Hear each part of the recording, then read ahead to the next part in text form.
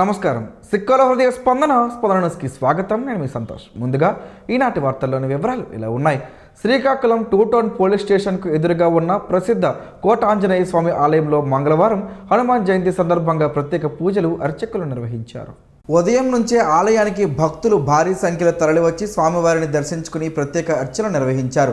ఆలయ అర్చకులు వేద మంత్రోచ్చరణల మధ్య అభిషేకాలు అలంకరణలు చేపట్టగా భక్తులు భక్తి శ్రద్ధలతో కార్యక్రమంలో పాల్గొన్నారు. ఆలయ ప్రాంగణం భక్తులతో కిక్కిరిసిపోయింది. స్వామివారి దర్శనం అనంతరం భక్తులకు తీర్థ ప్రసాదాలు పంపిణీ చేశారు.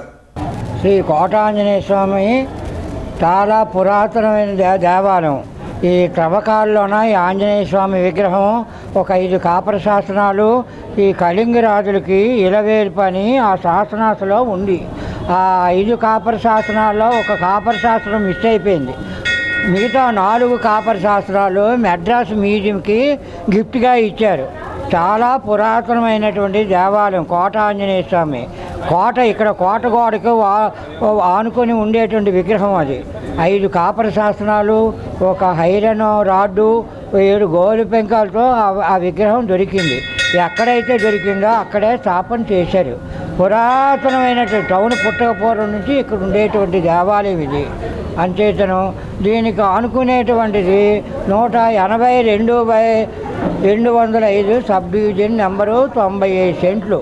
ఇప్పుడు ప్రస్తుతం అది రీసర్వేలోన తప్పుగా కొన్ని టీఎస్ నెంబర్లు నమోదు అయ్యి ఉన్నాయి. మొత్తం 5 నెంబర్లు కలిపితే 95 సెంట్లు వస్తుంది.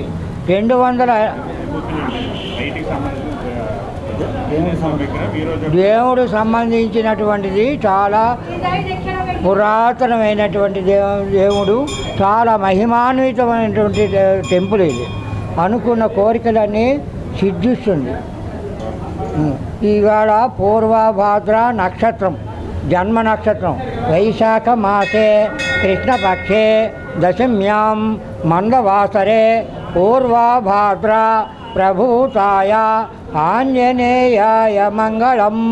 మంగళాష్టకంలో పూర్వభాద్ర నక్షత్రం దశమి తేదీ స్థిరవాసనం అనగా మంగళవారం కూడాను కలిసి వచ్చిన రోజు మహా చక్కనైనటువంటి పర్వదినము. కనుకనే ఇవాళ చాలా విశిష్టత కూడుకునేటువంటి ఆంజనేయ స్వామి జన్మదిన హనుమంతు జయంతి ఉత్సవము. సంతబొమ్మాలి మండలంలో రాష్ట్ర వ్యవసాయ శాఖ మంత్రి కింజరాపు అచ్చెన్నాయుడు సోమవారం విస్తృతంగా పర్యటించి 7.50 కోట్ల విలువైన అభివృద్ధి పనులకు ప్రారంభోత్సవాలు నిర్వహించారు. మండల కేంద్రంలో 5 ఎకరాల భూమిని కేటాయించి మహాత్మా జ్యోతిబా పూలే రెసిడెన్షియల్ స్కూల్ ఏర్పాటు కోసం కృషి చేస్తున్నట్లు తెలిపారు. వ్యవసాయ గోదాం, block, public health unit lab, cement రోడ్లు, కోటబొమ్మాలి, సంతబొమ్మాలి రహదారి పనులను ప్రారంభించారు. అర్హులైన ప్రతి ఒక్కరికి కొత్త పెన్షన్లు మంజూరు చేయనున్నట్లు, వితంతువులకు పెన్షన్లు అందించే నిర్ణయం తీసుకున్నట్లు వెల్లడించారు. అలాగే 40 మంది లబ్ధిదారులకు ఇళ్ల పట్టాల పంపిణీ చేసి గ్రామీణ ప్రాంతాల్లో పేదలకు 3 సెంట్ల స్థలాలు కేటాయిస్తామని తెలిపారు. సంతబొమ్మాలి మండలాన్ని ఆదర్శంగా తీర్చిదిద్దుతామని మంత్రి అచ్చెన్నాయుడు పేర్కొన్నారు. దాదాపుగా 23 మాసాలు అయింది. ఈ నెలలోనే మీ గ్రామంలో ఎంతమంది అయితే ఇల్లు లేవు, 2 రకాలుగా స్థలం ఉండి ఇల్లు లేకుండా ఉన్న వాళ్ళకి ఇల్లు మంజూరు చేయడం, ఒకవేళ స్థలం కూడా లేకపోతే గతంలాగా 1 సెంట్ ఇచ్చి మీకు ఇబ్బంది పెట్టడం కాకుండా మీ ఇల్లు కూడా ఒక గౌరవప్రదంగా ఉండాలనే ఉద్దేశంతో 3 సెంట్లు స్థలం లేని ప్రతి ఒక్కరికి ఇచ్చి ఇల్లు శాంక్షన్ చేసి ఆ కార్యక్రమం కూడా ఈ నెలలోనే శ్రీకారం చుడుతున్నాం. భర్తలు చనిపోయినటువంటి వితంతువులు ఉన్నారు, వాళ్ళు చాలా బాధపడుతున్నారు.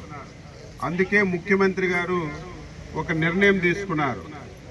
రేపు వచ్చే నెల 12వ తారీఖుకి రాష్ట్ర ప్రభుత్వం ఏర్పడి 2 సంవత్సరాలు అవుతుంది. 2 సంవత్సరాలు పూర్తయినటువంటి సందర్భంలో ఈ రాష్ట్రం మొత్తం మీద భర్త చనిపోయి ఎవరైతే వితంతువులుగా ఉన్నారో వాళ్ళందరికీ కొత్తగా పెన్షన్లు ఇవ్వడానికి డిసిషన్ తీసుకున్నాం. వాళ్ళకు కూడా వచ్చే నెలలో పెన్షన్లు ఇస్తాం.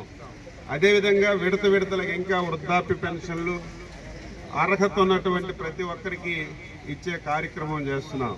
హనుమత్ జయంతి సందర్భంగా స్థానిక పుణ్యపు వీధిలోని శ్రీ శ్రీ శ్రీ సీతారామచంద్రమూర్తి సహిత సువత్సల అభియాంజనేయ స్వామి ఆలయంలో మంగళవారం ప్రత్యేక పూజలు నిర్వహించారు. ఉదయం నుంచే భక్తులు భారీ సంఖ్యలో పాల్గొని స్వామివారిని దర్శించుకున్నారు. ఆలయ ధర్మకర్త ముక్కాల కొండబాబు మాట్లాడుతూ ఆంజనేయ స్వామిని పూజించడం వల్ల భయం, దుష్టశక్తులు, శత్రుబాధలు తొలగి ధైర్యం, ఆత్మవిశ్వాసం పెరుగుతాయని తెలిపారు.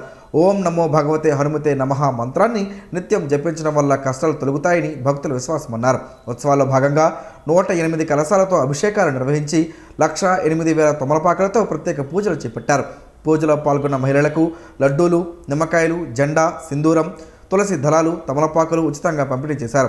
మధ్యాహ్నం భక్తుల కోసం అన్న ప్రసాద వితరణ కార్యక్రమాన్ని నిర్వాహకులు చేపట్టారు. అనంతరం డాక్టర్ పిఎల్ఎన్ రాజు చేతుల మీదుగా 200 మంది పేదలకు వస్త్రదానం చేశారు.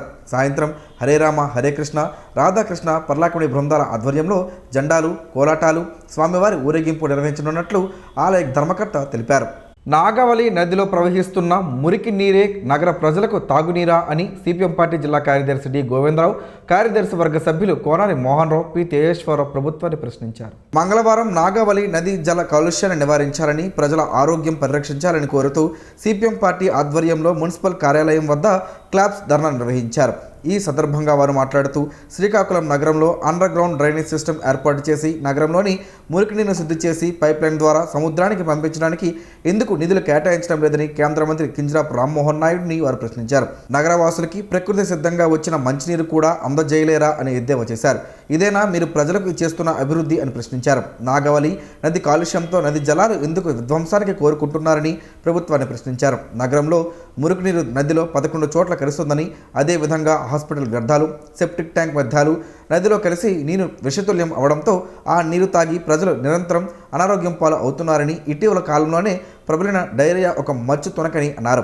నాగావళి నది జల కాలుష్యాన్ని నివారించాలని కోరుతూ మే 21వ తేదీన వామపక్షాలు, ప్రజా సంఘాలు, స్వచ్ఛంద సంఘాలు రౌండ్ టేబుల్ సమావేశం జరిపి దశల వారీ ఉద్యమాన్ని ప్రజల మద్దతుతో ఉధృతం చేస్తామని ప్రభుత్వాన్ని హెచ్చరించారు. ఈ కార్యక్రమంలో సిపిఎం పార్టీ నాయకులు పోలాకి ప్రసాదరావు, ఎం గోవర్ధన్ రావు తదితరులు ఉన్నారు. నగరంలోని స్థానిక మంగువారి తోట హనుమాన్ కోడెల్లోని హనుమాన్ ఆలయంలో మంగళవారం హనుమత్ జయంతి వేడుకలు ఘనంగా జరిగాయి. ఈ ప్రాంతమంతా ఆధ్యాత్మిక వాతావరణం నెలకొంది. పిల్లలు, పెద్దలు స్వామివారి పూజా కార్యక్రమంలో భక్తి శ్రద్ధలతో పాల్గొన్నారు. స్వామివారిని దర్శించుకుని ప్రసాదం స్వీకరించారు. కమిటీ సభ్యులు పులిహోర ప్రసాదాన్ని భక్తులకు అందజేశారు. ఈ సందర్భంగా అర్చకులు భద్రం బలరామకృష్ణమాచార్యులు మాట్లాడుతూ హనుమాన్ జయంతి సందర్భంగా కమిటీ సభ్యులు అన్ని ఏర్పాట్లు బాగా చేశారని తెలిపారు. స్వామి జయంతి కార్యక్రమంలో ముందుగా విఘ్నేశ్వర పూజ, అనంతరం పంచామృత అభిషేకం, అలాగే సుగంధ ద్రవ్యాలతో అభిషేకం నిర్వహించినట్లు తెలిపారు. తమలపాకార్చన, సింధూర అర్చన చేసినట్లు వివరించారు. స్వామివారి జయంతి కార్యక్రమం విజయవంతంపై కమిటీ సభ్యులు హర్షం వ్యక్తం చేశారు. నగరంలోని స్థానిక సీపన్నాయుడుపేట గ్రామంలో శ్రీరామ మందిరం వార్షిక మహోత్సవ వేడుకలు మంగళవారం ప్రారంభమయ్యాయి. శ్రీరామ మందిరం ఆలయ వార్షిక మహోత్సవ వేడుకలను గ్రామ పెద్దలు, ఆలయ కమిటీ సభ్యుల నేతృత్వంలో 3 రోజుల పాటు జరగనున్నాయి. ఇందులో భాగంగానే శ్రీ సీతారాముల వారి కళ్యాణ వేడుక కార్యక్రమాన్ని కూడా 2వ రోజు అత్యంత వైభవంగా నిర్వహించేందుకు ఏర్పాట్లు చేశారు. తొలి రోజు మంగళవారం ఆలయం వద్ద పందిరాట కార్యక్రమాన్ని ఆలయ ప్రధాన అర్చకులు బొంకుపల్లి అప్పల నరసింహశర్మ ఆధ్వర్యంలో బొంకుపల్లి సుధీర్ శర్మ నిర్వహించారు. బెండి హరీష్, ఢిల్లీశ్వరి దంపతులు ఈ వార్షిక కళ్యాణ మహోత్సవ కార్యక్రమంలో పాల్గొన్నారు. ఈ కార్యక్రమంలో ఆలయ కమిటీ సభ్యులు, గ్రామ పెద్దలు, అధిక సంఖ్యలో భక్తులు పాల్గొన్నారు. గ్రామాల్లో పారిశుద్ధ్య నిర్వహణలో స్వచ్ఛ రథం సిబ్బంది పాత్ర కీలకమని, ప్రతి ఇంటి నుండి చెత్త సేకరణ జరిగేలా ప్రత్యేక దృష్టి సారించాలని జిల్లా కలెక్టర్ స్వప్నిందన్ కర్పణకర్ ఆదేశించారు. సోమవారం నరసనపేట R&B అతిథి గృహంలో స్వచ్ఛరథం డ్రైవర్లు, క్లీనర్లతో ఆయన ప్రత్యేకంగా సమావేశమయ్యారు. కేవలం చెత్తను సేకరించడమే కాకుండా పరిసరాల పరిశుభ్రతపై గ్రామస్తుల్లో అవగాహన కల్పించాలని ఆయన సూచించారు. అంతకుముందు కలెక్టర్ పట్టణంలోని మారుతినగర్, 2వ వీధి, కోర్టు భవన సదుమాయం తదితర ప్రాంతాల్లో ఆకస్మికంగా పర్యటించారు. కొన్ని చోట్ల చెత్త నిల్వలు పెరిగిపోయి ఉండటంపై ఆయన అసహనం వ్యక్తం చేశారు. పారిశుద్ధ్య పనుల్లో చిత్తశుద్ధి లోపించకూడదని, యుద్ధ ప్రాతిపదికన పనులు పూర్తి చేయాలని మున్సిపల్ అధికారులను ఆదేశించారు. సమావేశం అనంతరం స్థానిక శాసనసభ్యులతో కలిసి కలెక్టర్ ముఖ్యమంత్రి పర్యటన ఏర్పాట్లను ఉమ్మడిగా పరిశీలించారు. సభాస్థలి, హెలీప్యాడ్, భద్రతాపరమైన అంశాలపై చర్చించి అధికారులకు కీలక సూచనలు చేశారు. ముఖ్యమంత్రి పర్యటనకు సంబంధించి రూట్ మ్యాప్లో ఎలాంటి లోటుపాట్లు లేకుండా జాగ్రత్త వహించాలని అధికారులకు పలు సూచనలు చేశారు. ఈ కార్యక్రమంలో జిల్లా పరిషత్ CEO వెంకట్రామన్, DPO స్వరూపరాణి, పలు శాఖల అధికారులు, మండల స్థాయి సిబ్బంది పాల్గొన్నారు.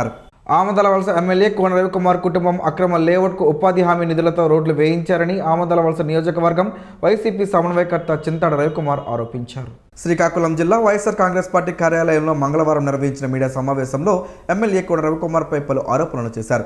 అక్రమ లేఅవుట్కు ఉపాధి హామీ నిధులతో రోడ్లు వేయించారని, అక్కడ ఒక్క ఇల్లు కూడా లేకపోయినా పనులు చేపట్టడం అవినీతికి నిదర్శనమని విమర్శించారు.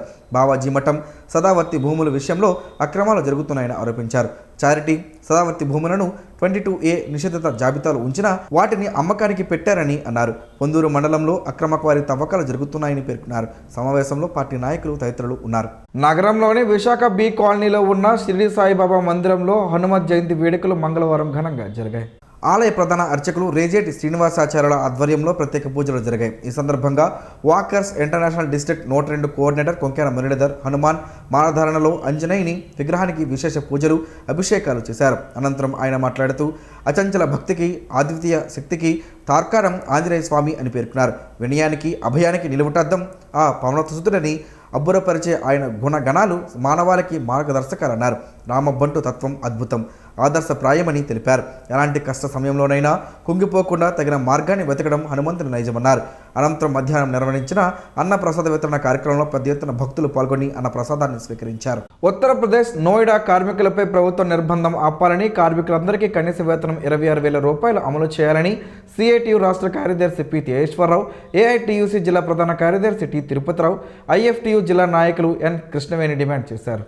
నోయిడా కార్మికులపై ప్రభుత్వ నిర్బంధం ఆపాలని కోరుతూ నేషనల్ డిమాండ్స్ డే కార్యక్రమం నిర్వహించాలని కార్మిక సంఘాల దేశవ్యాప్త పిలుపులో భాగంగా మంగళవారం శ్రీకాకుళం అంబేద్కర్ జంక్షన్ వద్ద ధర్నా నిర్వహించారు.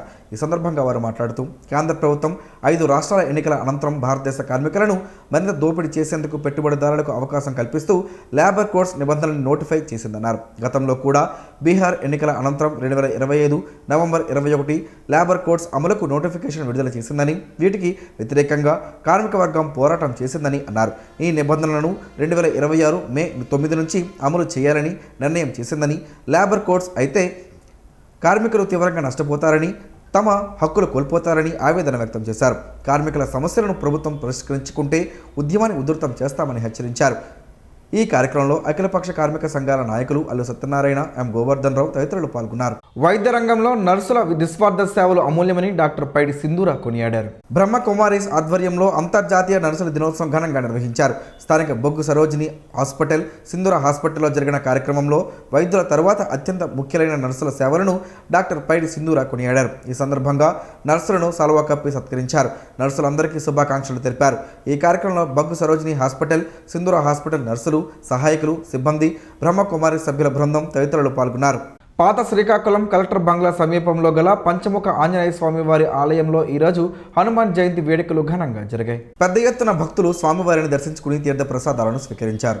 అర్చకులు ఈరోజు ప్రత్యేక పూజలు నిర్వహించారు. అలాగే సామూహిక పూజలలో భాగంగా దంపతుల పేరిట విశేష పూజలు నిర్వహించారు. హనుమాన్ జయంతి విశేషాలను అర్చకులు భక్తులకు వివరించారు. స్వామివారిని స్మరించుకున్నా, దర్శించుకున్నా సకల భయాలు తొలగి ధైర్యం చేకూరుతుందని తెలిపారు. ప్రతి ఏటా కన్నుల పండుగగా హనుమాన్ జయంతి వేడుకలు జరుగుతున్నాయని, మధ్యాహ్నం కమిటీ సభ్యులు ఆధ్వర్యాన అన్నప్రసాద వితరణ కార్యక్రమం ఘనంగా జరిగిందని వారు తెలిపారు. ఆలయ నిర్వాహకులు నందికేశ్వరరావు మాట్లాడుతూ ప్రతి ఏడాది ఆలయంలో హనుమాన్ జయంతి వేడుకలు వైభవంగా భక్తుల సమక్షంలో నిర్వహిస్తున్నట్లు చెప్పారు. అలాగే మధ్యాహ్నం అన్నప్రసాద వితరణ కూడా జరిగిందన్నారు. శ్రీకాకుళం జిల్లా నరసన్నపేట నియోజకవర్గంలో ఈ నెల 16వ తేదీన ముఖ్యమంత్రి నారా చంద్రబాబు నాయుడు పర్యటన నేపథ్యంలో ఏర్పాట్లపై రాష్ట్ర మంత్రి కింజరాపు అచ్చెన్నాయుడు అధికారులతో సమీక్ష నిర్వహించారు. జిల్లా కలెక్టర్ స్వప్నందన్కర్ పొన్కర్తో ఫోన్లో మాట్లాడిన మంత్రి సీఎం పర్యటన విజయవంతంగా నిర్వహించేందుకు అన్ని శాఖలు సమన్వయంతో పనిచేయాలని సూచించారు. ప్రజలకు ఎలాంటి అసౌకర్యం కలగకుండా ముందస్తు చర్యలు చేపట్టాలని, ట్రాఫిక్ సమస్యలు తలెత్తకుండా వాహనాల పార్కింగ్, రాకపోకలపై ప్రత్యేక ప్రణాళిక రూపొందించాలని అధికారులకు ఆదేశించారు. అవసరమైన చోట ప్రత్యామ్నాయ మార్గాలను గుర్తించి ట్రాఫిక్ను సమర్థవంతంగా నియంత్రించాలని సూచించారు. అలాగే నిమ్మాడ క్యాంపు కార్యాలయంలో నరసన్నపేట ఎమ్మెల్యే బొగ్గు రమణమూర్తితో కలిసి సీఎం పర్యటన ఏర్పాట్లపై మంత్రి అచ్చెన్నాయుడు సమీక్షించారు. భద్రత, పారిశుద్ధ్యం, త్రాగునీరు, ప్రజల సౌకర్యాలపై ప్రత్యేక దృష్టి పెట్టాలని అధికారులకు సూచించారు. సీఎం పర్యటనను జిల్లా ప్రతిష్టాత్మకంగా నిర్వహించాలని మంత్రి అచ్చెన్నాయుడు పిలుపునిచ్చారు. ఇచ్చాపురం మండలం పురుషోత్తపురం వద్ద ఉన్న అంతర్రాష్ట్ర సరిహద్దు చెక్ పోస్టుతో పాటు ఇచ్చాపురం రూరల్, టౌన్ పోలీస్ స్టేషన్లను జిల్లా ఎస్పీ కేవి మహేశ్వర్ రెడ్డి మంగళవారం ఆకస్మికంగా తనిఖీ చేశారు. చెక్పోస్ట్ వద్ద వాహన తనిఖీలు, రికార్డుల నిర్వహణ, సిబ్బంది అప్రమత్తతను పరిశీలించిన ఎస్పీ ప్రతి వాహనాన్ని క్షుణ్ణంగా తనిఖీ చేయాలని సూచించారు.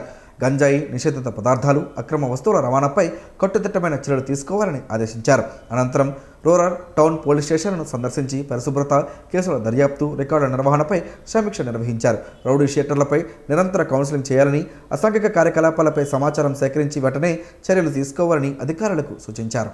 కరక్కాయతో పలు ఆరోగ్య ప్రయోజనాలు ఉన్నాయని ఆరోగ్య నిపుణులు చెబుతున్నారు. ఆ వివరాలేంటో ఈరోజు ప్రసారం అయ్యే ఆరోగ్యమే మహాభాగ్యంలో తెలుసుకుందాం.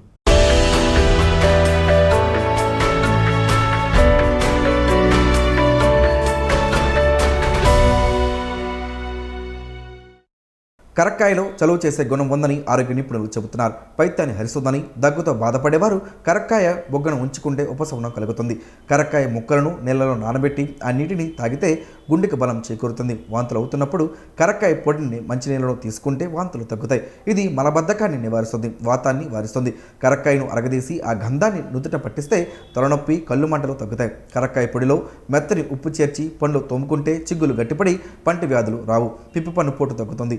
కరక్కాయ పెచ్చులను పసుపు దుంపలో రసంతో సహా లోహ కల్వంలో నూరి గోరు చుట్టు మీద తరచూ ప్రయోగిస్తే గోరు చుట్టు పగిలి ఉపశమనం లభిస్తుంది. భోజనానికి అరగంట ముందు కరక్కాయ చూడడానికి కొంచెం బెల్లం కలిపి అరచెంచాడు మోతాదుగా 2 పూటలా తీసుకుంటుంటే రక్తములలో తగ్గిపోతాయి. కరక్కాయ చూర్ణాన్ని అరచెంచాడు చొప్పున 2 పూటల ఆముదంతో కలిపి ప్రతినిత్యం తీసుకుంటే కీళ్ళ నొప్పులు ఉపశమనం లభిస్తుంది.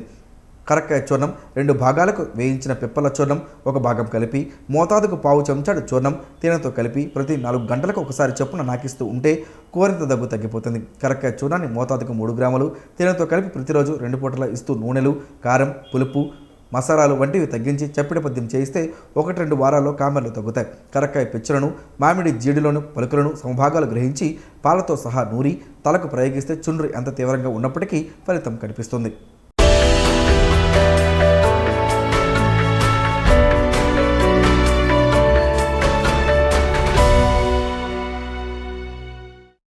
ఈరోజు వార్తల్లో ఒక మంచి మాటను విందాం, ఆచరిద్దాం. సమాజ శ్రేయస్సును కాంక్షించే మహనీయుల మాటల్లోంచి ఈరోజు జీవనం గమనం గమ్యం.